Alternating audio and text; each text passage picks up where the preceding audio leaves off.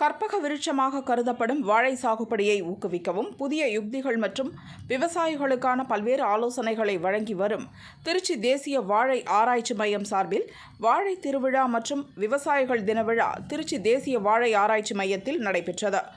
திருச்சி தேசிய வாழை ஆராய்ச்சி மைய இயக்குநர் செல்வராஜன் தலைமை வகித்தார். இதில் வாழை விவசாயிகள் பயன்பெறும் வகையில் 150 வாழை ரகங்கள் காட்சிப்படுத்தப்பட்டன. வாழையில் புதிய பரிணாமங்கள், வாழையின் மதிப்பு கூட்டப்பட்ட பொருட்களின் கண்காட்சியும் இடம்பெற்றன. விழாவில் தோட்டக்கலைத்துறை துணை பொது இயக்குநர் சஞ்சய்குமார் சிங் பங்கேற்றார். அவர் வாழை ரகங்களின் கண்காட்சி மற்றும் மதிப்பு கூட்டப்பட்ட வாழை பொருட்களின் கண்காட்சியை துவக்கி வைத்தார். வாழை ரகங்களின் நோய் தாக்கத்தை கட்டுப்படுத்துதல் மற்றும் வாழை சாகுபடி குறித்த கையேட்டினை வெளியிட்டார். தஞ்சாவூர் மாவட்டம் திருவையாறு பகுதியில் நாங்கள் வாழை அதிகமாக விவசாயம் பண்ணிகிட்ருக்கோம். நெல்லுக்கு அடுத்தபடியாக வாழை தான் பண்ணிகிட்ருக்கோம். இங்கே நாங்கள் தேசிய வாழை ஆராய்ச்சி மையத்தில் நாங்கள் பயிற்சிக்கு வந்துட்டுருக்கோம். ஒவ்வொருத்தரும் பலவிதமான வாழை கன்றுகள் உற்பத்தி விதமான வாழை உற்பத்தி பண்ணி கொடுத்துட்ருக்காங்க. எங்களுக்கு ரொம்ப நல்லா சௌகரியமாக இருக்குது. அதே போல் இப்போ உள்ள டெக்னாலஜிக்கு நிறைய சுகர் இல்லாமல் இந்த பலவிதமான வாழை கன்றுகள் உற்பத்தி எங்கள்கிட்ட பண்ணி கொடுக்குறாங்க. இது எங்களுக்கு இந்த கண்காட்சியை நாங்கள் பார்க்க வந்திருக்கோம். இது போல் பார்க்க வந்ததில் எங்களுக்கு பலவிதமான கிட்ட ஒரு 100க்கு மேற்பட்ட வாழை ரகங்களை தேசிய வாழை ஆராய்ச்சி மையம் உற்பத்தி பண்ணி கொடுக்குறாங்க. எங்களுக்கு மிகுந்த சந்தோஷம். அதே போல் நோய் தாக்குதல் எப்படி நோய் எப்படி கண்டுபிடிக்கணும், நோய் எப்படி நம்ம கட்டுப்படுத்தணுங்கிற விதமெல்லாம் இங்கே உள்ள விஞ்ஞானிகள்கிட்டலாம் நாங்கள் கேட்டு தெரிஞ்சுக்கிறோம். இதனால் எங்களுடைய வாழை விவசாயிகள் நல்ல பலன் அடைகிறோம். அதே போல் இந்த வாழை கண்காட்சியில் அரசு திட்டங்கள் என்னென்ன கிடைக்குதுங்கிறத எங்களுடைய வாழை ஆராய்ச்சி செஞ்சுட்ருக்கோம். அதே போல் இவங்க பனானா சக்தி, அதே போல் பூஞ்சை நோய்க்கான மருந்துகள் இவங்களாம் சயின்டிஸ்ட்லாம் எனக்கு நிறைய செஞ்சு கொடுக்குறாங்க. ரொம்ப சௌகரியமாக இருக்குது. இதனால் நம்ம இந்தியாவில் 2வது ரகத்தில் இருக்க நம்ம வாழை உற்பத்தியில் இது முதல் ரகமாக கொண்டு வரணும்னு இவங்களுடைய இலக்கு.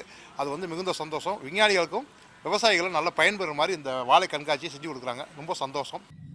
தொடர்ந்து அனைத்து தரப்பு மக்களும் விவசாயிகளாக மாற வேண்டும் என்ற நோக்கில் பட்டியலின சமுதாயத்தைச் சேர்ந்த மக்கள் வாழை பயிரிட்டு அவர்கள் வாழை விவசாயம் செய்திட ஊக்குவிக்கும் வகையில் திசு வாழைக்கன்றுகள் வழங்கப்பட்டன. இதன் மூலம் நிலம் வைத்திருக்கும் மற்றும் வாழை பயிரிட விரும்பும் பட்டியலின மக்கள் தேசிய வாழை ஆராய்ச்சி மையத்தில் தங்களது பெயரை பதிவு செய்து 500 முதல் 1000 திசு வாழைக்கன்றுகளை இலவசமாக பெறலாம்.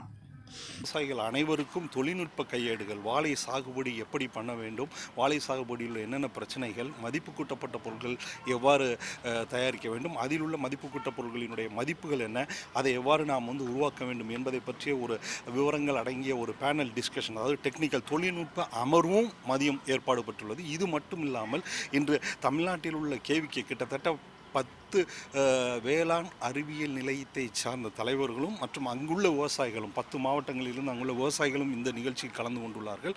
அவர்களுக்கு இந்த விவசாயத்தினுடைய ஆராய்ச்சி மற்றும் விரிவாக்கத்தில் என்ன பிரச்சனைகள் உள்ளது, வேளாண் அறிவியல் நிலையத்தில் என்ன பிரச்சனைகள் உள்ளது என்ற ஒரு தொழில்நுட்ப அமர்வும் மதியம் ஏற்பாடு செய்யப்பட்டுள்ளது.